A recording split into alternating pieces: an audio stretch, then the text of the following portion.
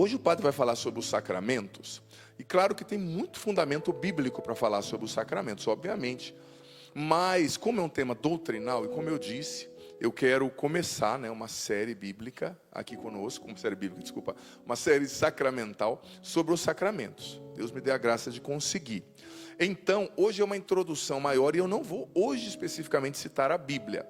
Hoje eu vou citar o catecismo e o desdobramento daquilo que na teologia sistemática a gente chama de economia sacramental, viu?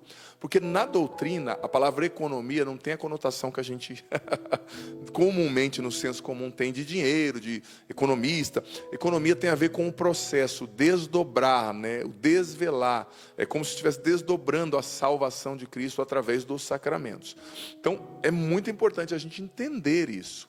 Porque os sacramentos, filho, filha, eles são nada mais, nada menos do que a espinha dorsal de todo o catolicismo, de todo o cristianismo, não é?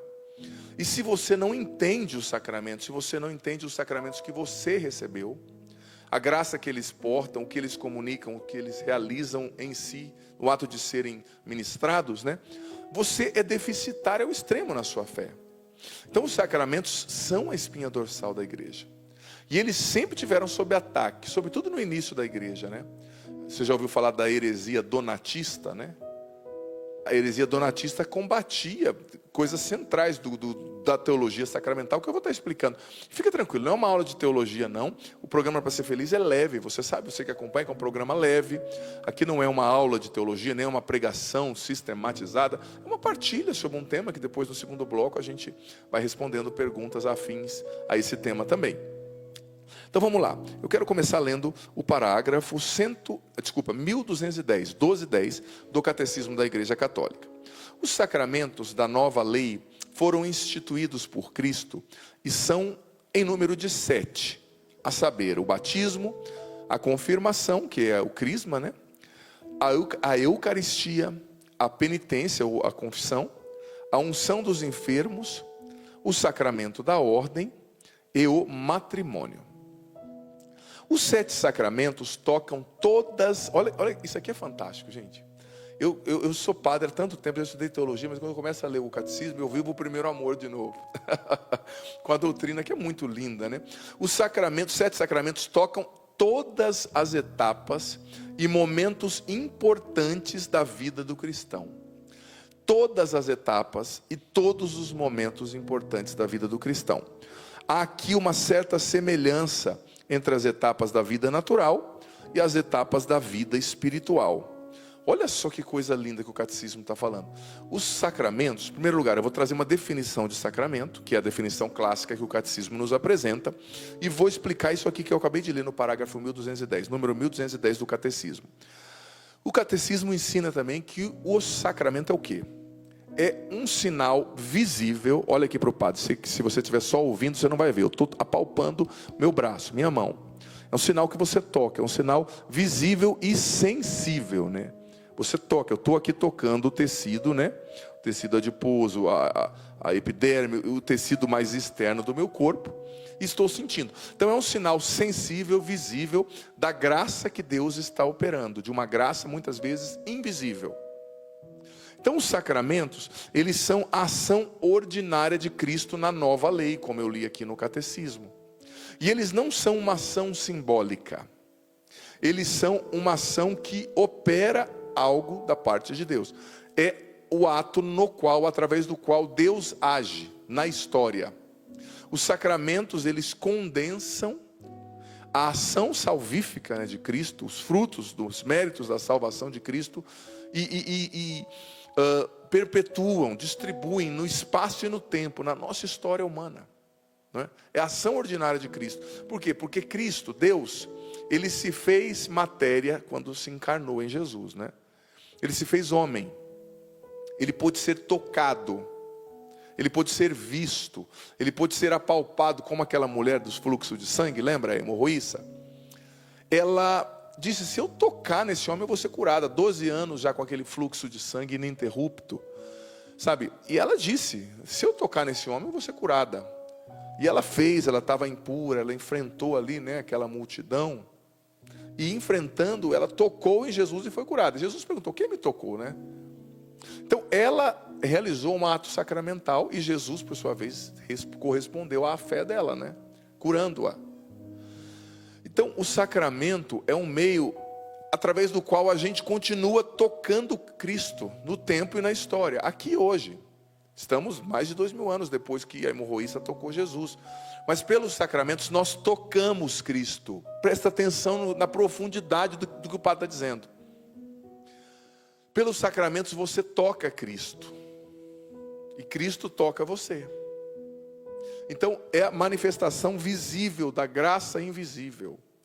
É o sensível, é o sinal, é o sensorial. Por quê? Porque Deus vem em socorro das suas criaturas. Ele sabe que a gente precisa muitas vezes do sentido, do sensorial. E o sacramento, ele acompanha, como o catecismo disse, vou ler novamente, todas as etapas e momentos importantes da vida do cristão. Por exemplo, quando você nasce, nós católicos, graças a Deus, oxalá continuemos assim, batiza a criança. Quanto antes você puder batizar a criança, não tem roupinha, não tem festa, não tem padrinho. Gente, o batismo insere a criança na vida da graça, faz dela membro do corpo de Cristo, faz dela, salva, né? É o batismo que nos salva, nos faz filhos de Deus. Antes do batismo, nós só somos criaturas de Deus. O batismo nos faz filhos, no Filho que é Jesus. Então a criancinha lá no primeiro momento da vida, eu fui batizado com meses, né? Eu não lembro, mas minha mãe me contou. E ali eu entrei na vida de Deus, né? O batismo é a porta para a salvação. Eu entrei como membro da igreja, eu comecei a participar do corpo místico de Cristo, que é a igreja. Eu me tornei povo de Deus, eu me tornei filho de Deus no Filho, que é Jesus. Eu fui elevado à ordem da graça. Eu saí da ordem da criatura natural e fui elevado à santificação da graça de Deus. E as consequências tremendas, eu digo assim, de danação, de perdição do pecado original, foram canceladas. Claro, existem as reminiscências, as consequências, mas não que vai me levar à danação, né? A perdição eterna. Então lá na infância a criança recebe o batismo. Depois é aconselhável, nem nós católicos precisamos fazer catequese. Meu filho não gosta, meu amigo. Seu filho, quando for adulto, ele decide. Agora você tem que evangelizá-lo. É um desafio evangelizar as crianças. Porque depois que inventaram esse negócio aqui, celular, tudo muito dinâmico, né? Tudo muito, muito estímulo. A criança assiste um desenho que tem muitas cores, muitos sons, aquilo que é chamado de estímulo sinestésico. Isso é estudado por grupos de psicólogos e psiquiatras que estão a serviço das grandes corporações, das grandes big techs, né? Do pessoal dos streamings da vida aí, do Netflix. Eles estão estudando o que fazer para prender a sua atenção, a atenção do seu filho. Aí vai lá o seu filho, vê aquele desenho, é movimento, é carro, é luz. Daí vai lá na catequese, às vezes uma catequista mais de idade, que fala devagar. A criança não vai se interessar. E claro, não vai dar para a gente competir, com a Big Tech, né? Mas a gente tem que usar meios criativos para incentivar a criança. Existem desenhos cristãos hoje muito bons. Então levar a catequese, ensinar sobre Jesus. A minha irmã, por exemplo, eu acho bonito demais. Ela comprou Bíblia ilustrada para as crianças, ela conta as histórias. E as crianças sentem falta. Quando vão dormir, a minha irmã está cansada. Não vai ler hoje para nós, mãe? Né? Menino de 7, outro de 4. Está semeando, né? Então vai fazer a catequese. Incentiva. Depois de um tempo, o que vai acontecer? As coisas mais lindas da vida de um ser humano. Vai receber a primeira comunhão. Vai receber a Eucaristia, né? Vai receber Deus dentro de si. Não existe nada maior que a Eucaristia. O sacramento dos sacramentos, né? Que nos faz habitar em Cristo e faz Cristo habitar em nós. O momento mais importante da vida de um ser humano, no meu ponto de vista, são as realizações espaciais, né? Ou seja, no espaço da vida, que acontece através do sacramento. Eu fui batizado, agora eu estou recebendo Jesus. Deus em mim. Ali acontece, depende, né? Qual idade as crianças recebem primeira comunhão hoje, Orlando? Seus filhos, por exemplo. Catequese começa com 9, tem algumas exceções. Se a criança está mais adiantada na catequese, ela pode começar ali, são 2 anos de catequese, ela faz 1 ano só, se ela estiver adiantada. Se ela já tiver um conhecimento, formação da parte dos pais, você fala? Então na base é de 11 anos, 10 anos que ela faz a primeira comunhão. Legal, olha só. Pré-adolescência, né, gente? Então tá vendo? Todas as etapas da vida, né? Depois que ela recebe a comunhão, ela vai ser preparada para quê? Para o crisma, outro sacramento importantíssimo. Porque quando a gente é batizado, nós recebemos o Espírito Santo que habita em nós, obviamente. Mas como que é o outro nome do crisma? Confirmação. Do latim com, né, prefixo com, mais firmare, né? É o assinar de novo, digamos, né, no sentido etimológico. Então o Espírito Santo que você recebeu no seu batismo, ele vai ser confirmado, ou seja, talvez seja uma brasinha quase se apagando ali, vai vir um fogaréu, né? Os 7 dons você vai receber. Claro, você tem que lutar para mantê-los queimando, manter o fogo, a brasa ardendo, né? Mas ali, o crisma vai acontecer, Orlando, lá por 14, 15 anos, eu acho, né? 14, 15 anos, uma preparação de 1 ano e meio, 2 anos também. Sim. 14, 15, olha só. Na adolescência, ela recebe a confirmação. E digas de passagem, que crisma, se você é adolescente está me assistindo, é você mesmo. Crisma não é carta de alforria. Tem gente que fala assim, agora fez o crisma, eu posso ir embora da igreja. Não, você fez o crisma, você tem que se engajar em um grupo, você já é adulto, sacramentalmente, espiritualmente falando, você já tem maturidade, você já recebeu o conteúdo. Você tem que começar a servir, talvez num grupo de jovens, encontros para salvar, para alcançar outros jovens. Você tem que talvez começar a cantar, se você tem esse dom, começar a servir como um acólito, começar a ajudar na liturgia, começar a ajudar na acolhida. Procurar um grupo de jovens, né? Jovens gostam de estar com jovens e precisam estar mesmo, né? Então não é carta de alforria, você vai continuar, porque você recebeu esses 3 sacramentos que são chamados sacramentos da iniciação cristã, né? Porque depois dessa iniciação você já é um cristão, né?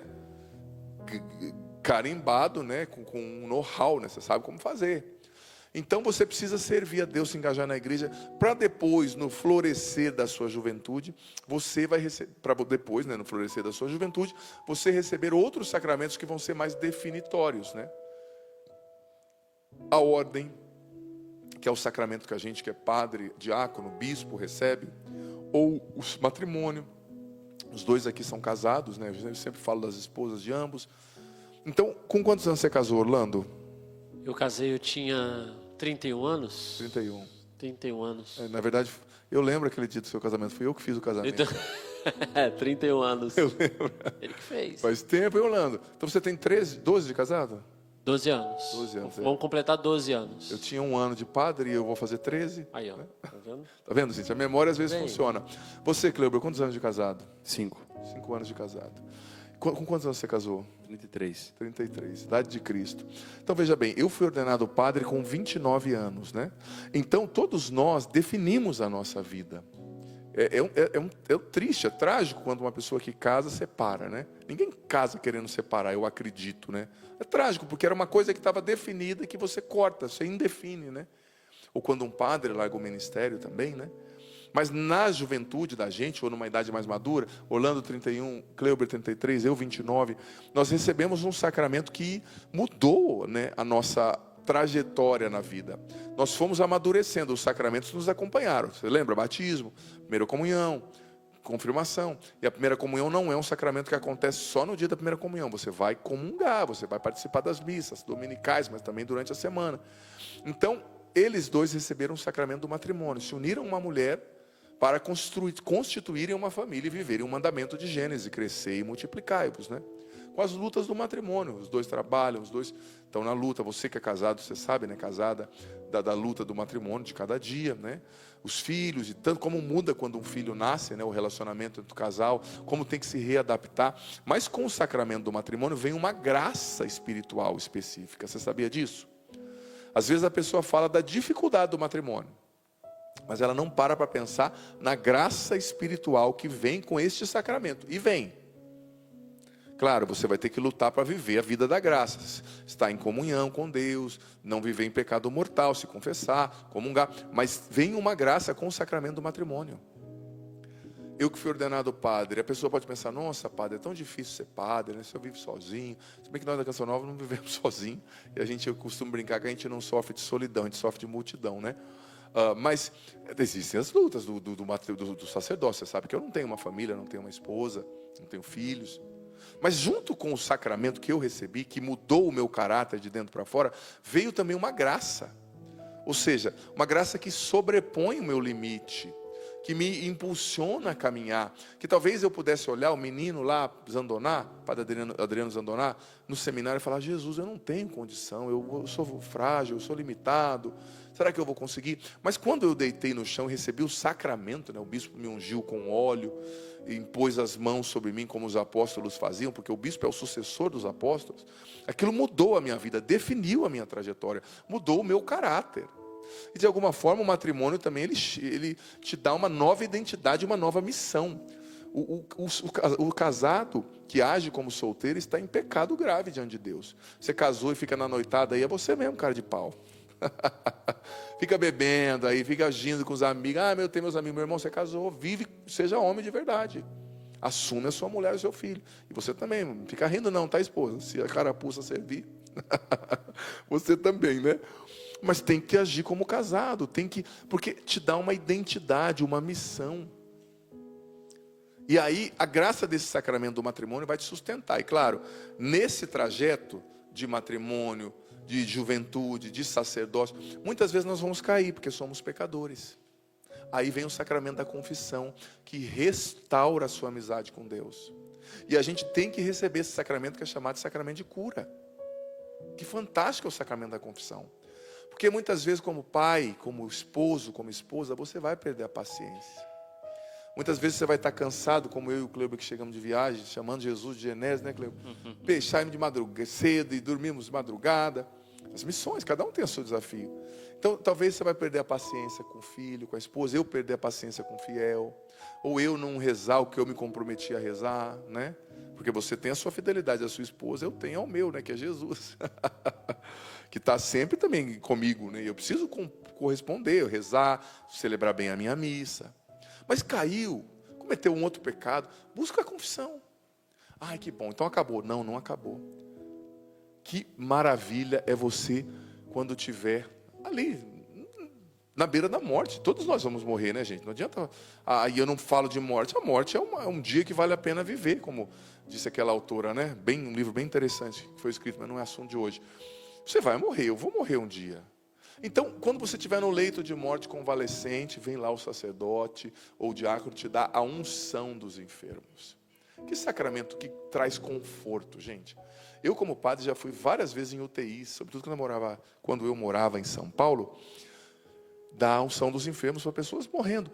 Olha, a pessoa agonizando, mas a hora que ela via o sacerdote entrando, com aquele olhinho na mão, né? Eu, às vezes, com a estola roxa, eu ia. Você precisa de ver o consolo no olhar da pessoa, a alegria, a certeza, assim, sabe, eu estou morrendo, mas tem jeito, Deus está comigo, tem algo além disso aqui que eu estou vivendo. Que conforto, né? Olha, os protestantes, com a reforma protestante, eles chutaram a economia sacramental da igreja. Sincero, né? Sou sincero em dizer, eles jogaram fora. Martinho Lutero era um padre, não quis mais celebrar a missa, casou, e com isso jogou fora toda a economia sacramental, que tem fundamento bíblico em tudo. Eu vou fazer uma série de programas sobre isso, né? Mas é muito triste, você, na lei de morte, não tem ninguém para atender a sua confissão, para perdoar os seus pecados. Você não tem ninguém para te dar o sacramento que alivia a enfermidade e prepara a sua alma para o encontro definitivo com Deus, ou te fortalece espiritualmente para uma cirurgia. É lindo.